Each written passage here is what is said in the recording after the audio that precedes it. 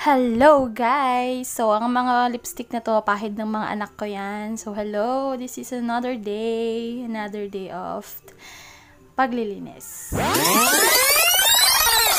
So, ayan na nga, start na tayong maglinis. Okay, so, gusto ko kasi bago sila bumangon sa umaga, tapos na akong maglinis. Kasi madami pang gagawin kapag hindi mo pa ginawa to, 'di ba? Mga mamis, kakain na lang at liligo yun.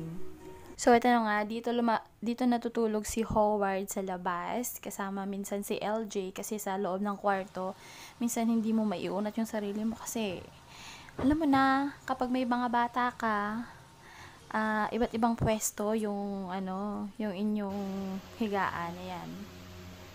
Wala ka naman talagang hihigaan dyan eh, o, saan ka pa hihiga dyan, diba? Kaya, nilabas namin yung isang foam. Tingnan mo naman sila, tulog na tulog pa. Okay, so tuloy natin. Maglilinis tayo ng maglilinis hanggang magising sila. Yan, isa-isa silang magigising yan. So ako pag sa umaga talaga, bago ako magluto, maglilinis muna ako. Tapos nagkakape. Ayan. So ang inyong Manang Maria, ayan, mga nakakalat na extensions. Kasi nga, nagsiselfone si Papa sa gabi. Gusto niya malapit lang sa kanya yung kanyang cellphone. Ayaw niyang pabangon-bangon kapag, nakasaksak yung kanyang cellphone. So, talagang yung sapin niya na yellow, yan talaga yung pinalit ko na sapin niya. So, hindi siya pwedeng matabunan ng kape kasi syempre laman napapangit. So, ayan, tatakpan ko. Ayan, wala pa akong pambili ng bagong cover ng sofa, kaya ayan na muna. Okay, nabili ko lang yan sa Ukay, guys. Sobrang mura niyan, 100 lang yan. Sobrang ganda kasi, para siyang fur, ganun. Ayan, gustong-gusto ko yan, gustong-gustong higaan ng mga bata yan. Ayan, walis-walis Maria, walis-walis lang. Hanggang sa mawala lahat ang mga buhok mo. Yung mga buhok ko, yan yung karamihang nawawalis ko dyan kasi medyo naglalagas talaga yung buhok ko sa stress. 3 bata ba naman plus asawang isang pasaway. Walis-walis lang. Alam mo na, ayan yung mga tupiin ko. Inabot yata ng ng bagong taon. Hindi ako nakapagtubi. Ayan, sobrang dami. Bala kong magtupi nung mga time nung August 31. Kaso lang hindi kinaya ng powers, gosh. Ang daming gawain. Alam mo na, kapag may 3 bata ka, sa labas ko nilalagay yung washing kasi means hindi na kasya sa loob. Medyo masikip dun sa may bantang kusina. Ayan. So, ayan, lababo naman ang haharapin ko. Ayan, kasi minsan kapag gabi, kapag alas 12 pauwi si Papa, hindi na ako nakakapaghugas ng Nga pala dyan, wala kaming tubig. Kaya, yung pangkape ko, galing sa gripo. And then, wala din kaming gasol. Nawalan kami ng gasol, guys. Grabe. Yan.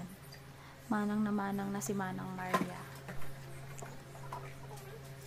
So, parang may nagising na sa kanila. May isang nagising na si LJ. Ayan. Paayos muna tayong mga baso. Kasi hindi talaga ako makakapagsimulang magluto hanggat hindi ko pa naayos yung mga yan. So, nangungulit na siya. Gusto na daw niyang maggatas. Ayan. Gusto na daw niyang maggatas. Kaya ako naman, saglit lang sabi ko sa kanya. So, yan. May nilalagay akong carpet dyan. Parang soft na carpet. Parang hihigaan lang nila kapag gusto nilang humilata. Kasi, alam mo na mga bata, sobrang hilata lang sila all day kapag walang pasok. Yan, gising na ang baby LJ. At gusto nila kapag umaga, gusto nilang niyayakap. Mamis, kayo din ba? Sa mga babies nyo sa umaga, sobrang cuddle time muna. May 30 minutes na cuddle time before, yan, papasaksak siya ng electric fan. Kasi mainit. Masyadong mainitin. Pawisin yung batang yan. So, ayan. Inuubo ako. Gising din ng Ate AC.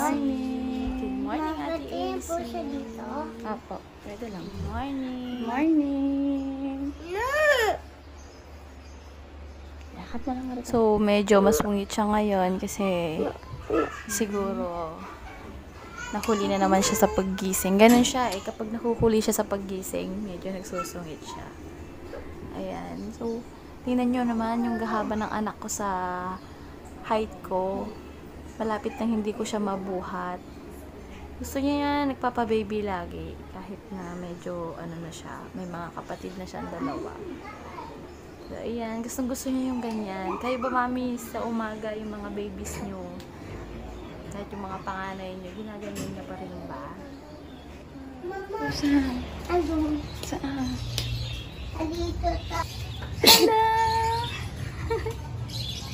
Bakit ikaw may ganyan? Hindi, tiglong yan. Kasi bibili siya ng ganyan. Ano? Bibili siya ng ganyan para kay pusaya. So, inutusan ko tong si LJ para bumili ng kanyang gatas, yung swak. Kasi ubos na yung kanilang gatas. Ayan, so sinusuklay ko muna siya kasi kahit na dyan lang sa harap, gusto nila maayos sila. Pabili pong swak! Yan, hilata mode pa rin si Ate AC. Babangon na kami Hindi pa siya kanina. nakaka-get over sa panaginip niya kagabi. Gising. So, natira na lang ang aming CJ. Hello, baby CJ. Gising na. Gising na. Sarap ng tulog ng buhay. Sarap ng tulog. Nauga pa. Ha? Ang sarap ng feeling, no? Ito namang tubig kumukulo din. Kape mode na pampagising sa umaga. Pampagising sa umaga ang kape. Kayo ba nung pampagising nyo sa umaga? Sarap. Sarap ng kape. Sarap ng kape na may gatas. Kayo, ano ba yung pinaka-favorite nyong inumin kapag umaga? Syempre, mga kananay, kape yan. So, ayan. Tinapay and cheese. So, itong pangalawa ko, gustong-gusto niyang magkape. Kahit na may gatas na sila, gusto na talaga nilang tumikim ng kape ko. Pinapatikim ko naman sila kasi tayo din naman, mga batang 90s, nagkakape din tayo nun. 'Di ba?